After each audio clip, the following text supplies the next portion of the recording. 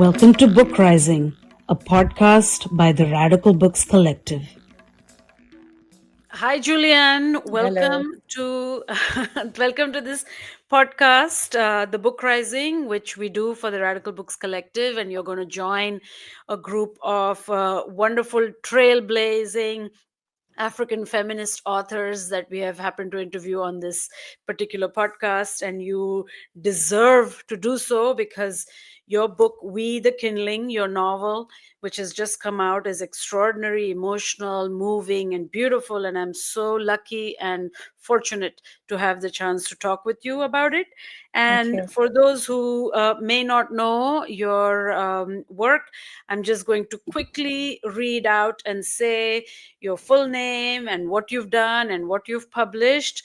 So Otoniya Julianne Okot Bitek writes poetry and fiction. Her first poetry collection was 100 Days, and it was about Rwanda and the genocide in Rwanda, and it was a extraordinary collection of poems and also an engagement with images, and it won a lot of lovely prizes.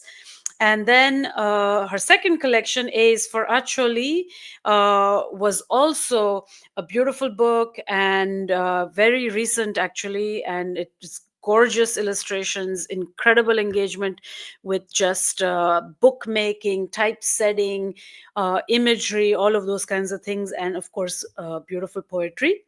And you have had a recent collection known as Song in Dread, and We the Kindling is your first novel. You've also written lots of essays in academic journals for my magazine, Warscapes, and you are a multi-dimensional, multi-talented writer. And you were born in Kenya to Ugandan parents and have lived in Canada for many, many years. So we can start off by first congratulating you on this beautiful novel, really, really stunning. And then I just want to dive right into it and ask you, how did this come about? I know that at the end of the novel, you talk about the many years that you've been accumulating this material, been accumulating these stories. How, how were you doing that? How did this all come together? How did you have the strength, the courage, the imperative? Tell us. Thank you. First, thank you for having me in this podcast. I feel really, really privileged to be in conversation with you. Also, for all the work that you've been doing over many decades, a couple of decades at least, with Thank you. Warscapes. I Yeah. remember reading Warscapes to to know for myself the grounded ways of knowing what was happening in different parts of the world, and so it was an extreme privilege to be when you accepted my work over the years, and then just being in conversation with you. It's been really great. So thank you for having me. Um, how did I get to be involved in this?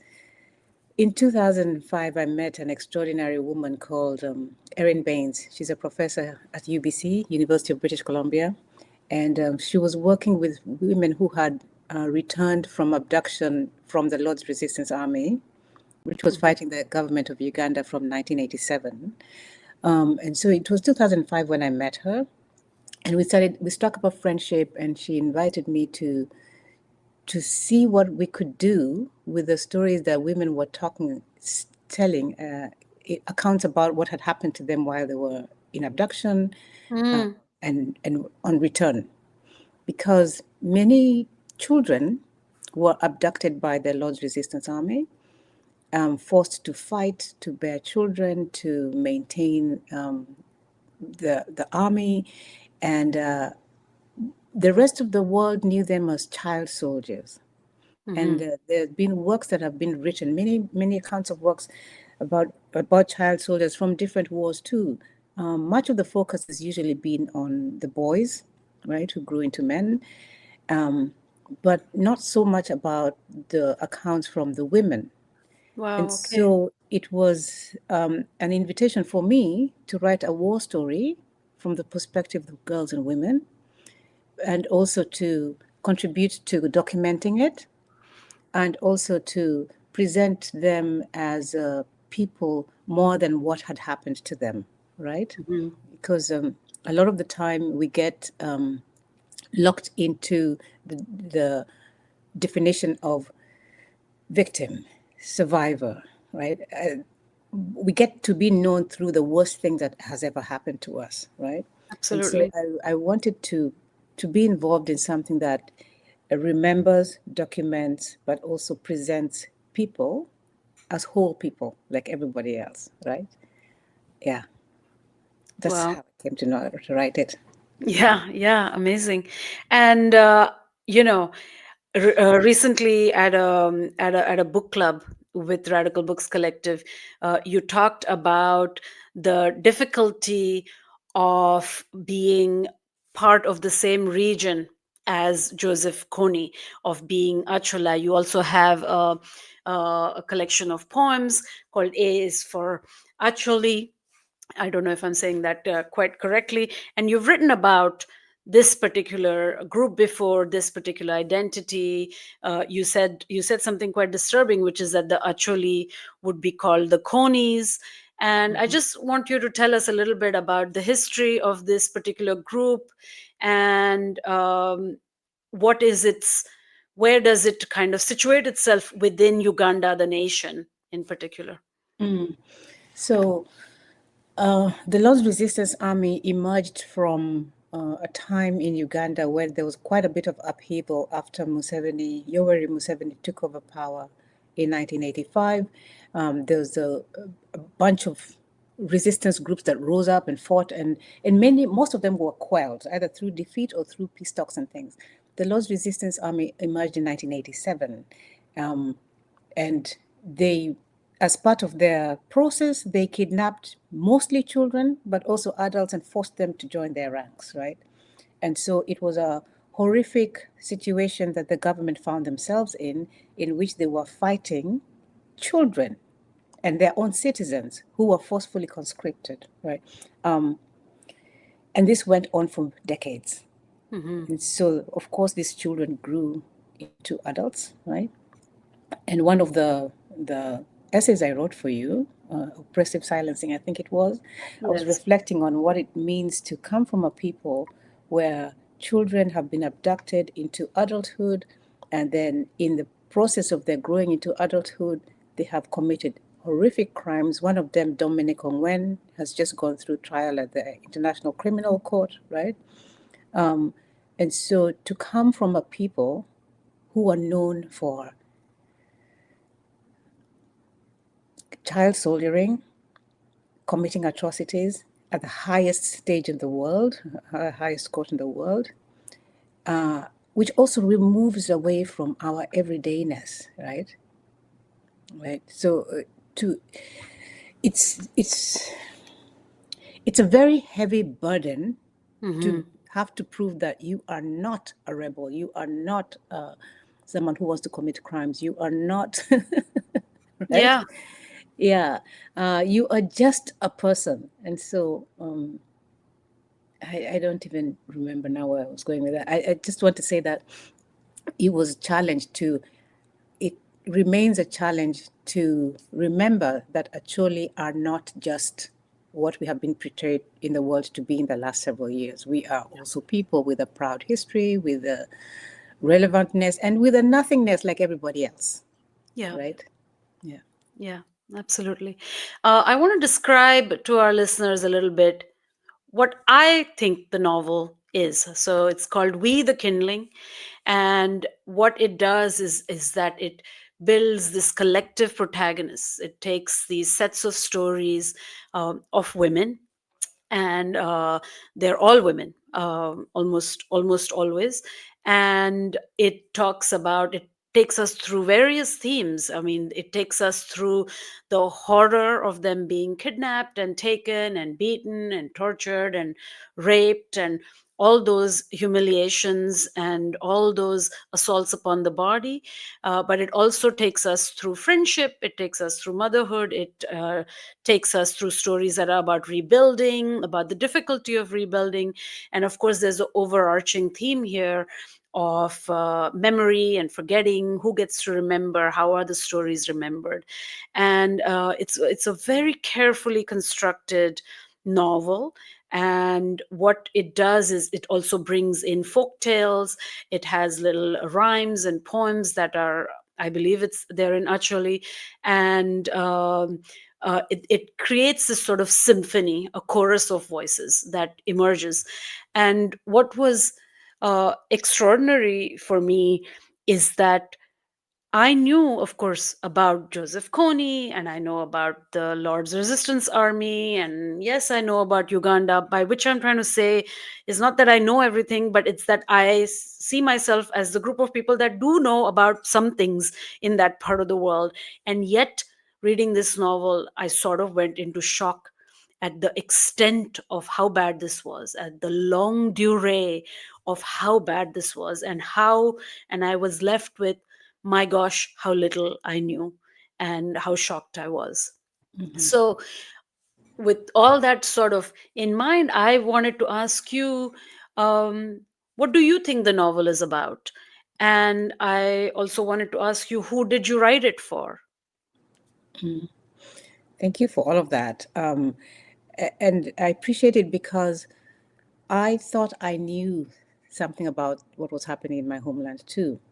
And then after um, being exposed to, being introduced to, being welcomed into this community of women through transcripts, through interviews, through meeting them, I realized I did not know. I had no idea, right? So I know we had a conversation about proximity to witness when you're right there, when you come from there, when you're further removed, when you remember or you don't forget. And so for me, I was well aware of the impossibility for me, from my perspective, of being able to tell all the stories because there were so many. And so what we, the Kindling, is a representational, it's a small representation of what happened, right? And there are many stories that I did not include, not because they were not extraordinary, but I only used the stories that I could use to tell it this Sure. way, right? Hmm. Yeah. And so when I say that, I also wanted to say it became a project of storytelling because it's only through these women telling their stories that we could know what happened. But also storytelling as a practice, which is what we as humans practice across the world, is a way of knowing, orientating ourselves to the world, right, through Hmm. story. So I wanted to write a book about storytelling that helps us to understand what happened to some people. Yeah. So that's a much more like an umbrella-like Yeah. explanation. Yeah. But also in terms of illustrating how I do it, right? I use stories to tell stories, right? And I also chose stories from different parts of Uganda. So there are some Hmm. from the beginning, which are stories from the south, because I wanted it to be not just an Acholi story, but a Ugandan story, right? Yeah. And I have stories in yeah, stories that come from different places, not just in Acholi. Other because I also didn't want it to be that's what those Acholi people do or did. Yeah. I Of wanted to make course. it a contemporary. This is what happened in Uganda to Ugandan people, because part of our challenge was having to be seen, respected, accepted as Ugandan as everybody else, Yeah. right? Right? Not just people who are rebels, right? Conies, Hmm. as they used to call us, right? Oof. Yeah, It's too much. yeah. So and that name, which It's is too a much. Yeah. derivation of Joseph Cohn's name, so always to make us in proximity to him, whether or not we Mm. had anything to do with that, which is most of us, right? Hmm. Yeah. Yeah. Wow. So, how does one shape this collective protagonist? I know you're such an accomplished poet, and I felt like blindsided. Suddenly, Julie has a novel, uh, and I guess there are multiple questions in here, which is, why a novel? Why did you decide to make it a novel? And then when you decided to make it a novel, you chose to do it in a way that wasn't some epic saga with like one family or whatever. I mean, I love those novels. You made it this incredibly sophisticated but extremely accessible narrative where there are multiple stories and this symphony of voices, as I keep saying. And so, yeah, tell us about the choice of A, writing a novel, and B, then bringing it together. It has some unity of voice, I guess, is what I'm trying to say. There is some unity of voice, and that voice is, of course, your voice. But then there is this kind of many, many stories, and it's a very um, it's not easy to do. I know, as a literary critic, I know that that's hard, and very few writers actually successfully manage to create this choral protagonist or collective protagonist. It's easier actually in film sometimes to depict that. So tell us how you tackled this material and why the novel, a novel. So I knew over time that I'd have to move from creative nonfiction, which is where I had started from, Hmm. into fiction. And the reason why creative nonfiction, because I came to realize that fiction can, I mean, nonfiction uh, limits what stories you can tell. I, writing from Canada, I would Hmm. have no way of proving that this happened to this person on this day by this time, right? Which are Yeah. some of the demands of nonfiction. And so I would have to rely on fiction to help fill in the gaps, right? Or to be able to tell the story, and which sometimes I say fiction was the only place where I could tell the truth, right? Because in Yeah. other genres, you'd have to be limited by the demands of the genres, like facts and dates and names, Yeah. right? And so I knew I was having to rely on fiction. It also then helped me to bring in storytelling, like using folklore and Yeah. using animals and other beings to help to tell the story, because some of these places and times there were no other human witnesses who could tell Hmm. the stories, right? And some of those stories could not properly be told from the perspective of the people who had been in it, Yeah. and so I needed to find some other way to tell it. But the first person plural is terminology that I got from Sophie McCall. First Oh my person God. plural, What right? is that? I'm just kidding. All those grammar lessons. We're all been colonized by the English grammar. Yeah, go on. No, but you know how to say we, that is at Hmm. once I and also Yeah, more than I, right? beautiful. It would help me to gather stories that were told in a similar way and not have to rely on a specific I, right? So Hmm. it felt like a math problem for a long time, right? Yeah. I also don't know how to write long stories. Hmm. I love reading long narratives, but well, I don't know about love. I appreciate long narratives when they're told well, but I don't know how to do it. And so, coming from poetry, where my writing is mostly focused on the moment, I Hmm. knew that if I write fiction, what I do relatively well is to write about moments, and so then I'm not bound to plot as a sequence of events, right? Yeah. Yeah. And then I also needed to connect because many of these women met after they returned, and Wow. so they got to know each other afterwards because many thousands of people were taken, right? Tens of thousands of people were taken. And so, how do you create a story that is not only being told from the afterwards? So, fiction allowed me to connect them during abduction as well, right? Yeah. So, it just seemed to be a place where things can work. Hmm. And then if I called it, or if it was a collection of short stories, it would not really work Hmm. because each part of No. it is helping to tell a longer part of it. So, and they're all really connected, and together they told one story, right? Yeah. Yeah. And so I think you asked me before, what do I think it's about? I Yeah. think I think I just want to hear from in your words, because I feel like because the narration has this sparseness and this accessibility, and we are drawn into this intimacy of these women's worlds, their bodies, what they're experiencing. uh, I feel like it's very easy for anyone who reads to be like, that's what this book is about. That's what I got from it. I just want to know from you, Okay. For me, this book is about storytelling because Okay. it is storytelling through which we can tackle whatever is through. It is storytelling through which we can tackle how we are oriented in the present, Mm-hmm. right? And without the ability to tell the stories, then we would have to fall back on the statistics, the news, everybody else's way of doing it, right? But storytelling as a form is what I think the book is about, because then it welcomes other ways of telling, right? Mm-hmm. Yeah. Yeah. Okay. That's But lovely. it also honors the practice and cultures where I come from. Um, Mm-hmm. Somebody once told me, and this is my absolute favorite way of thinking of who actually people are. So we are actually a part of a wider group of related uh, communities, languages, people Mm-hmm. who speak the Luo language, Luo, Mm-hmm. right? Yeah. So even in Kenya, there's the Luo people, in Sudan, in Tanzania, in the Congo, Uganda.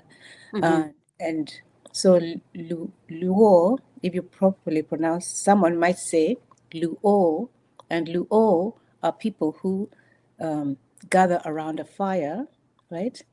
And the people who gather around a fire are people who are telling stories, right? Beautiful. So that makes me know that storytelling is really foundational for Mm-hmm. who we are, Yeah. right? Yeah. I It see. might I see. it might not be the actual reason behind it, but it's my favorite way of thinking about who we are. So Mm-hmm. as storytellers, how do we present ourselves in the world? Um, Actually, people are also relatively very few in number. I Mm-hmm. think the last statistics I saw is 2.5 million people. And when you come from a country of over 40 million people, 2.5 is very, very small, right? Mm-hmm. Yeah. So numerically, we don't exist, right? Right. Wow. Except through stories and Yeah. land, right? Yeah.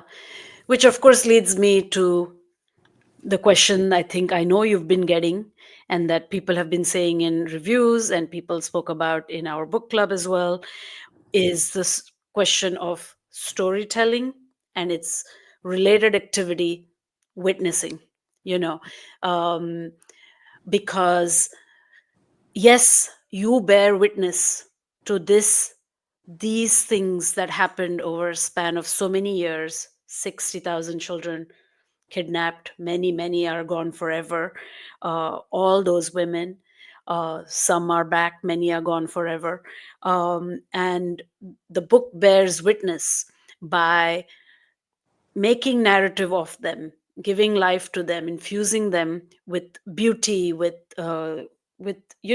by just kind of giving us insight into their minds and lives and all those kinds of things. So you're doing this particular thing, that we often associate writers of doing. So what do you think about this act of witness? Do you think you succeeded? Do you think it was an intention? Oh, it was definitely an intention. Hmm. I did my best. Yeah. Whether whether it succeeded or not remains to be seen, but I did my best, and it was important to me to write this story from the perspective of a voice that be familiar to the women, right? Hmm.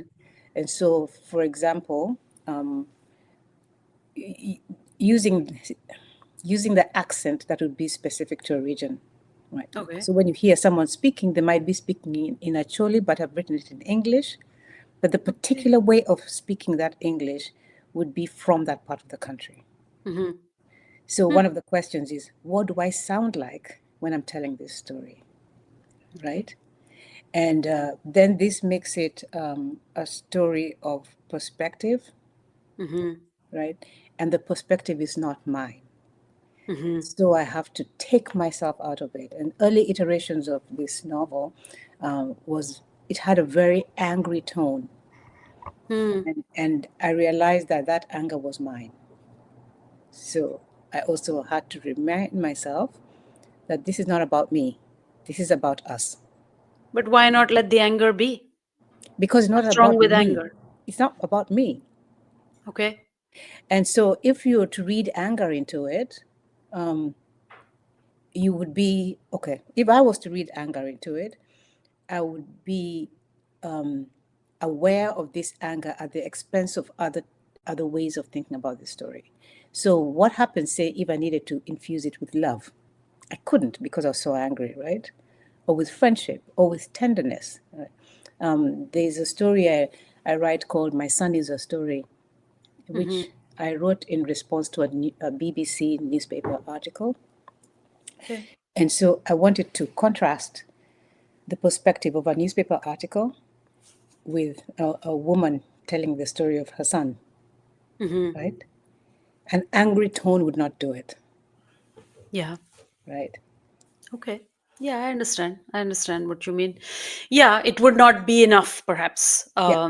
Yeah, it would not be enough, perhaps. It would not do justice to all the stories, perhaps. Mm. Um, your first, you know, for me, what was your first kind of complete book? I know you had written essays and published in various places before, was 100 Days, which was about the genocide in Rwanda. And when I read this book, the word genocide was floating uh, in my head. And I don't want to use that word lightly. I don't know what the courts have said, and all that.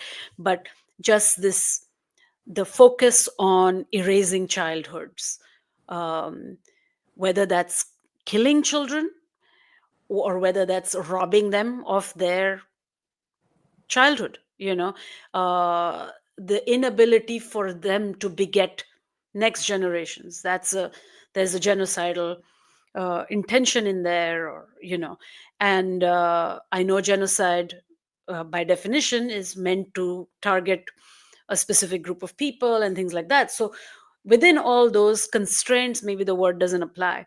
But the fact that you wrote 100 days, and I know geographically Uganda is close. I'm sure people. I'm sure you felt it in ways that you can. But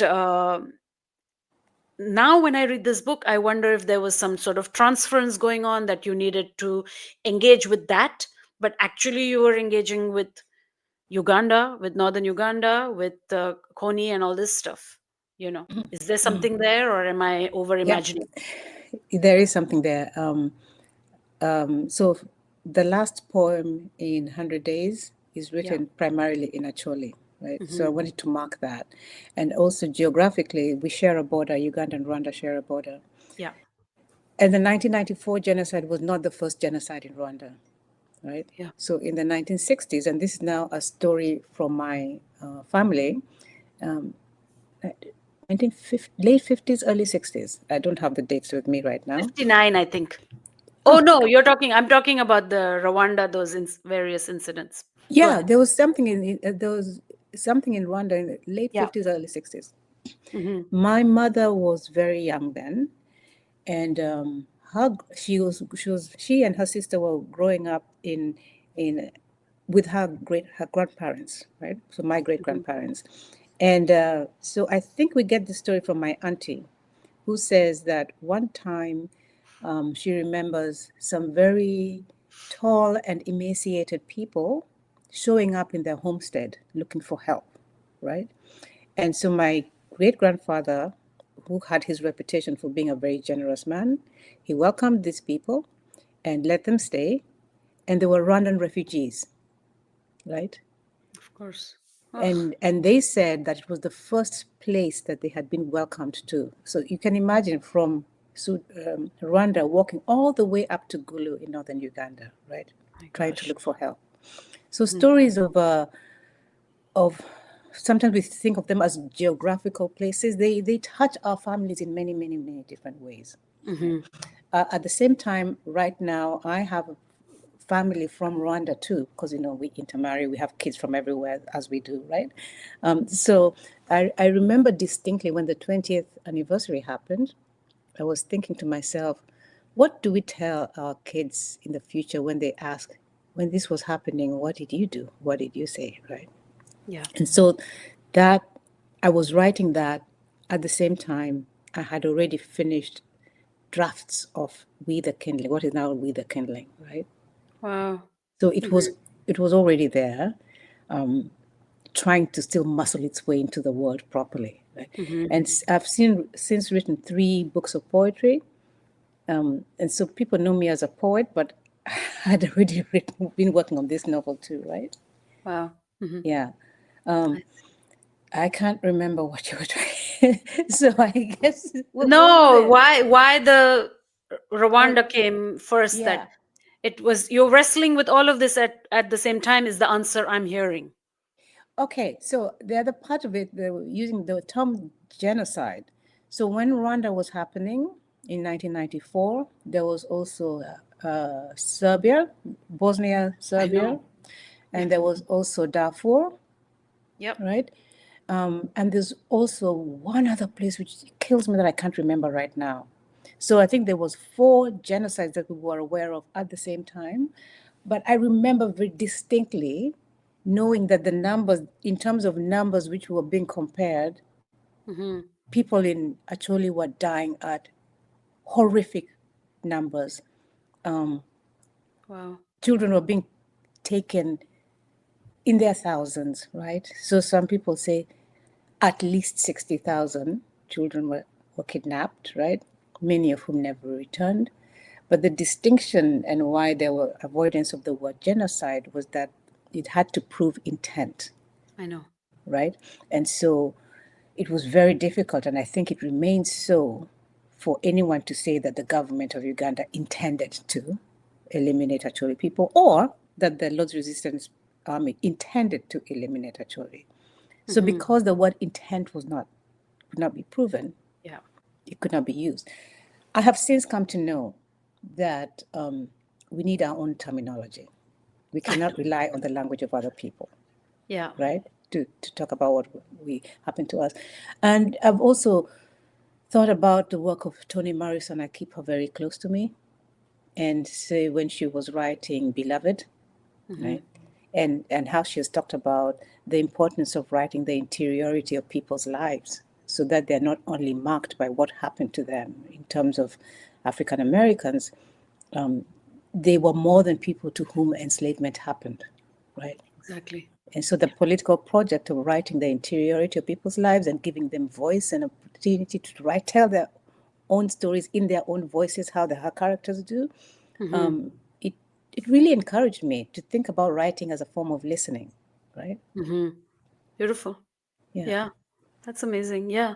Um, and I think with regards to the term genocide, I agree. I don't know what language where it can be born, but we are uh, bystanders, consumers, witnesses to things that are happening in Palestine. Sudan has just filed a case for genocide, and while all this language may proliferate, I don't know what it's doing, or I don't know who it's helping. And I didn't know what was happening in Rwanda. There was no communication, was just not that sophisticated then. It was just like something in the newspaper or whatever.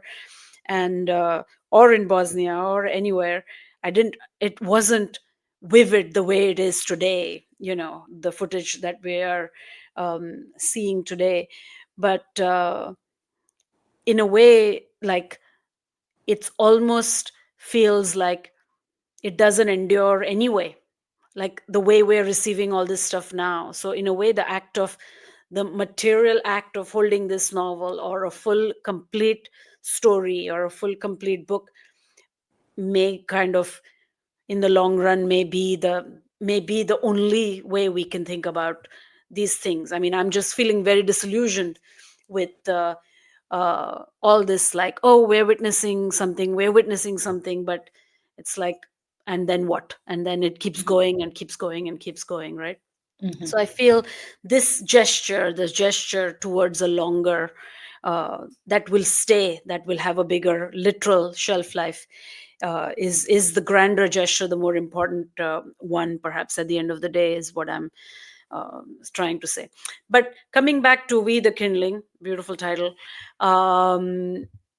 Let's talk a little bit about how you deal with with violence. Before I read your book, I had just finished reading and also teaching for a seminar, Wayward Lives, Beautiful Experiments by Saidiya Hartman. And it's a very, and it had taken a kind of toll, but not in a depleting way. And the toll was from just the amount of assault on the women's bodies, the rapes, the stuff they endured, the labor, the indignity, the constant tiring, exhausting labor that is described again and again. And it's a horrific, triggering, traumatizing book, but at the same time, it never left me depleted. It still left me with these lives as having had meaning, having had beauty, having had joy. It didn't leave me feeling like, these women were just victimized and that's all they were. And your book has the same effect. You don't shy from saying the things that happened to them. It's not graphic in that way. It's not pornographic in any way, but it doesn't shy from telling what happened. But at the same time, it doesn't leave us depleted. The violence doesn't make you repulsed or make you close the book. You still get a full arc. And how did you navigate this way of depicting them? It must have been a tough, formal way while you were writing. Yeah, thank you for that question. And it's a question about process, right? Yeah. Also about intent. I had no appreciation just how terrible the experiences were of the women who were, and I think the word is brave enough to try and put words to say what happened to them. Hmm. And so I think a little bit of background. Professor Baines at UBC Hmm. had she was working with formerly abducted women from the Lord's Resistance Army, and providing space for them to come and tell their stories and share. And so a community was created between these women, communities of trust. She was working with two particular women, Ketty Anyeko and Nancy Apio, and those two women were instrumental in making trust between them, right? So Nancy Hmm. and Ketty were not abducted, but they're also actually women. And so Erin Baines is a Canadian researcher, right? So she Hmm. was coming from an outsider perspective, but as somebody who wanted to be in this work as well. And so they told their stories, and the more you trust, the more you can tell, right? And I exposed myself to these stories, Hmm. expose myself. Almost sounds pornographic. I'm not meaning that, but I, Yeah. I was exposed to these stories, and they had a horrific toll on me because I started to have nightmares. I started not sleeping well. And when I Of slept, I had course. nightmares. I started hearing things. I started crying at the drop of a hat. Had a time of very, very poor mental health because I was obsessing on how do I tell these really horrific stories without harming the people who will read it. Because if you want people to read it and witness and be witness to that Hmm. level of proximity, you can't be shutting them off from knowing what happened. And horror shuts people off, right? Yeah. And I was not interested in horror for the experience of horror, like people choose to go to horror films, right? Yeah. I was not interested in the cathartic effect of, oh, that was so scary. Um, but Yeah. I wanted to be able to tell these stories and care for the reader, not by sanitizing it, but Hmm. to care for the reader enough that they would have a glimpse and fill in the gaps to the extent that they can for themselves, right? I Hmm. don't need to be. I also wasn't there, right? So I Yeah. was filling in the gaps too, and Sure. fleshing it out, so to speak, right? But I also had the remaining stories that I wasn't able to write out or to think through, like remaining in myself, and I was frustrated. Um, anyway, over time, I realized that this is not about me. Therefore, in order for me to do it, I have to be able to take better care of myself in order to be Yeah. witness, a good sister, right? Mm. Alongside these women, right? Yeah. And So, then, yeah. so part of it then was also I shared all of these with Erin, right? She got Hmm. some funding. She let me buy some time to write some of these stories, and I shared them with her. I sent some of it to publication, and there's one particular one which I was struck by the response back from the women in Uganda, who said of one particular story that it's as if I was there, right?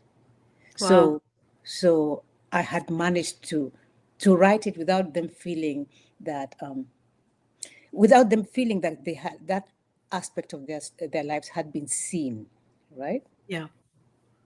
Ah, tremendous, tremendous responsibility. Oh yeah, yeah. But at Yeah. the same time, fiction being the place where you can tell these stories Hmm. and have no one come at you and say prove it, right?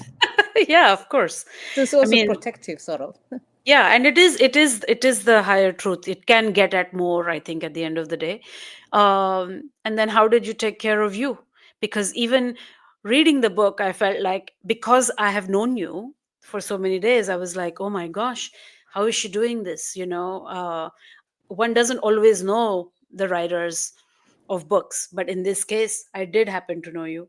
So I know what you look like, I know what you sound like. So I was like, my gosh, you know who is taking care of her? Like, how is this going? So how did you protect Um, yourself? Because you have to keep doing, to finish the work. yeah, yeah. I think I shouldn't say it goes without saying, but it kind of does go without saying, and that at the back of the book I have a huge list of thank yous to individuals Yeah. that I could not have done this if I didn't have the people around me who Mm-hmm. made sure to not let me fall, right? Mm-hmm. Because I Sure. stumbled for a long time. I was just stumbling through my life, right? Um, Yeah. I was precariously employed. I was going through a difficult PhD. I had relationship issues. I had teenagers, Yeah. right? Yes. Right. Um, but I always had a community of people who I could rely on, Yeah. right? That's great. And I think this is also a function of time. When you get to know people long enough, they see Mm-hmm. you as is. You don't have to be anybody else, right? Mm-hmm. Yeah. So I've had a remarkable group of friends and family, right? Mm-hmm. Yeah. That's But I amazing. also learned to stop being foolish in terms of stories. Mm-hmm. So I don't on purpose seek out hard stories, which I used to. When I did my master's degree, I did a course on, I think, American war film. And I Wow. watched so many war movies and I was like into it. And, and then, Oh my God. Oh, and then I what? had, and then I had my bit with the, Holocaust studies and Yeah. trauma studies, and without thinking that you have to have ways of managing because these Mm-hmm. stories get into you, and if you have no way to get them out, Yeah. then you can screw yourself over, right? Yeah. Wow. Yeah.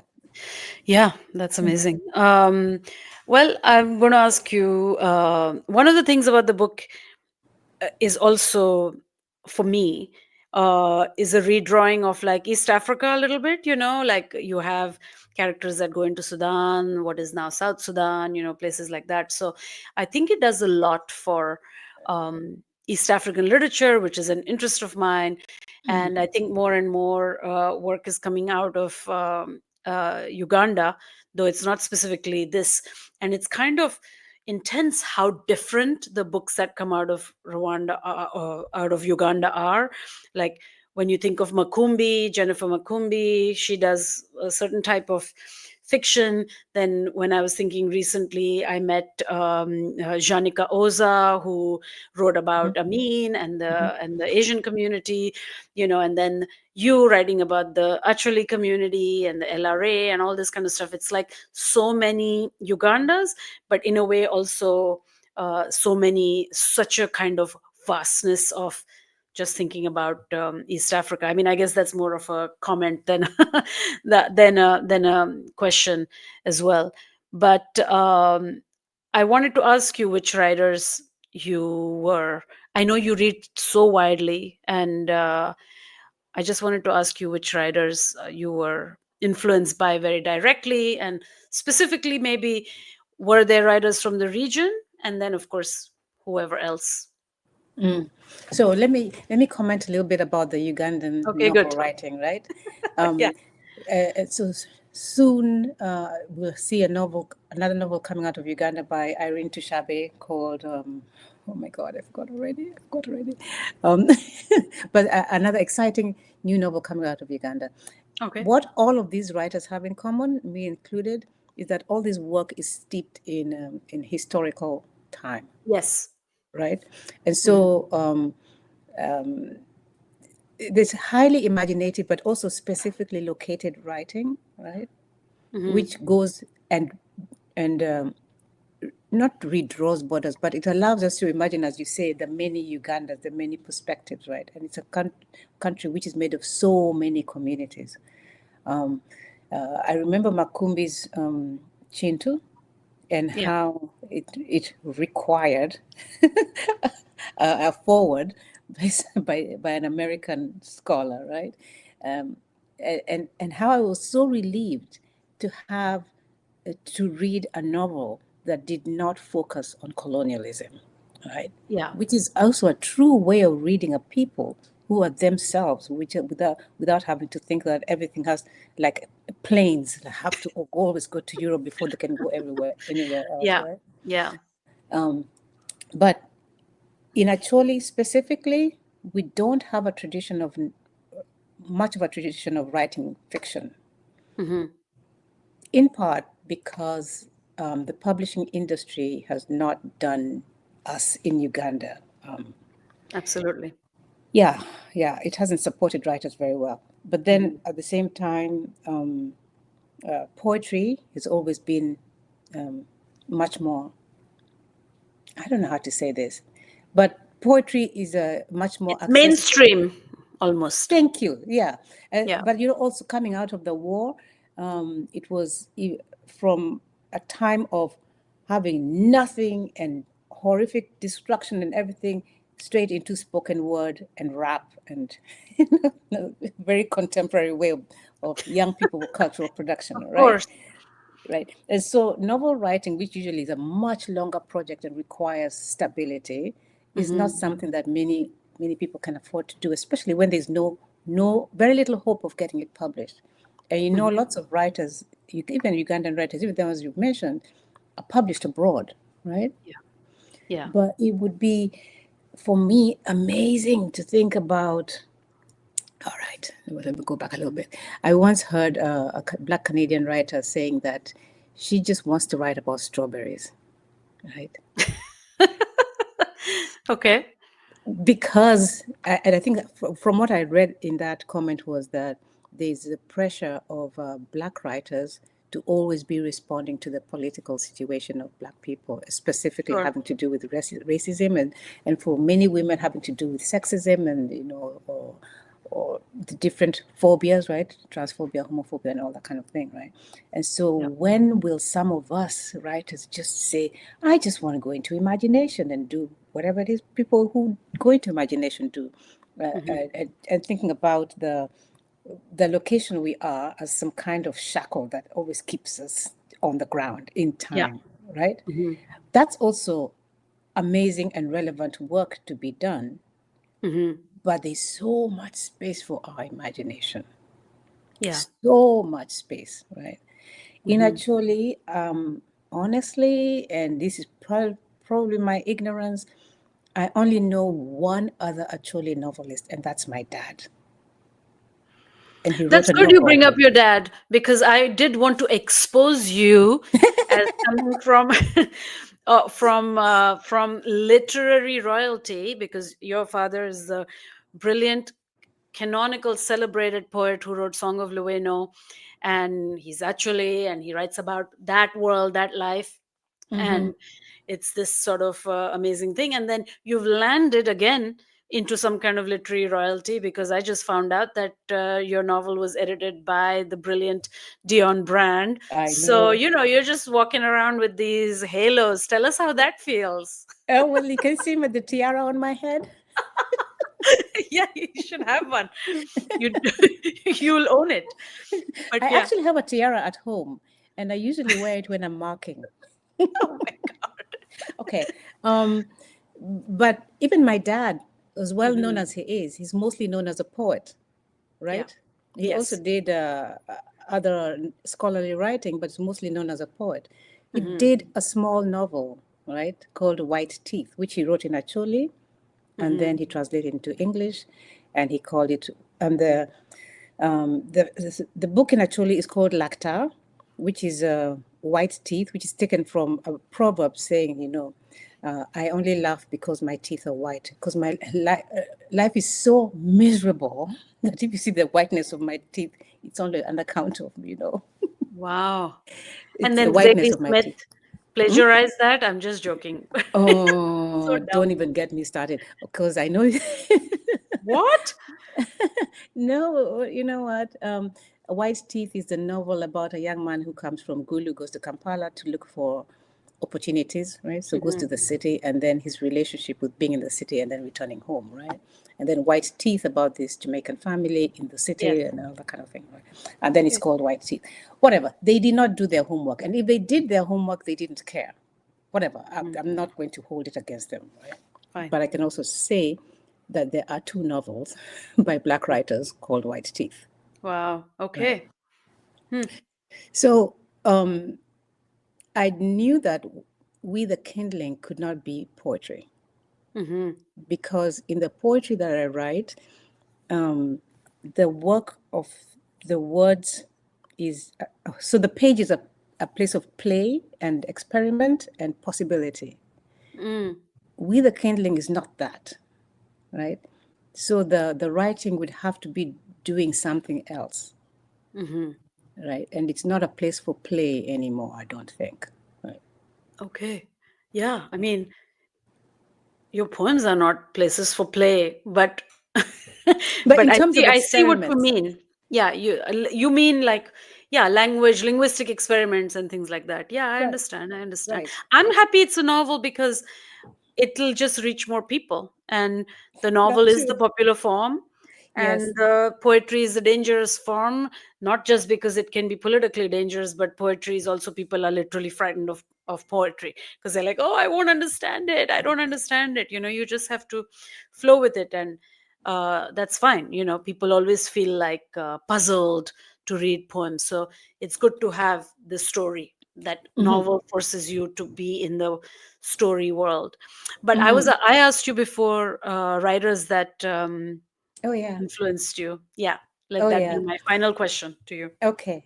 So writers that influenced me, specifically novelists that influenced me, right? Yeah, for this Um, book. Yeah. oh, for this book, oh my God, I don't know. Or too many. Okay. No, no, not that it's too many. It's that return I've had to turn to thinking of myself, to giving my role as someone who wrote a novel some kind of legitimacy, because I felt that the ground was shaky for me, because I've been a Mhm. poet, and being a poet in the world is different from being a novelist, right? Mhm. But I've always had Toni Morrison close to me, right? And Toni Morrison, as somebody who writing fiction was a political project, and she talks about that, right? Yeah. So for me, she's the foundation for thinking about what the novel can do, and what the novel has done for imagination of Black Americans in America cannot be understated. She won the Nobel Prize for it, right? Mhm. But in more recently, the work of Adoniya Shibley, Oh yeah. specifically Minor Detail, My where God. she has two novellas, one in the present day and one in the 1940s, and have them in conversation, whereas they don't even speak to each other, right? Mhm. Right. So Amazing. it has just reminded me that novel writing is more than entertainment, Mhm. right? And I really appreciate that. So many writers. Han Kang, the vegetarian, Oh yeah. yeah. You like her. How to Become a Tree. How to Become a Tree. Well, because Oh, the that's Sumana's novel. Sumana Roy's book? no, in the vegetarian, the woman becomes a vegetarian in a meat-eating community, and then Oh, she just wants to become a non-person, and she wants to become like a tree, right? Ah, okay, okay, okay. Yeah, I know a book named that. Um, Yeah, I see. That's interesting. I thought, yeah. I feel like I remember you also loving Scholastic Mokasonga's Oh yeah, Kibogo, was it? Or, yeah, maybe right. Kibogo, Indigo and yeah, Barefoot Woman. Barefoot Woman. Yeah, yeah, and because she's writing also.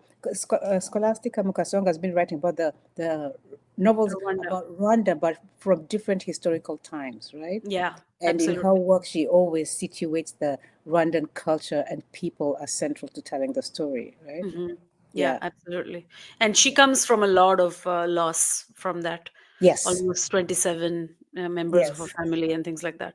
And Um, also Yolande Mukagasona, she's a poet.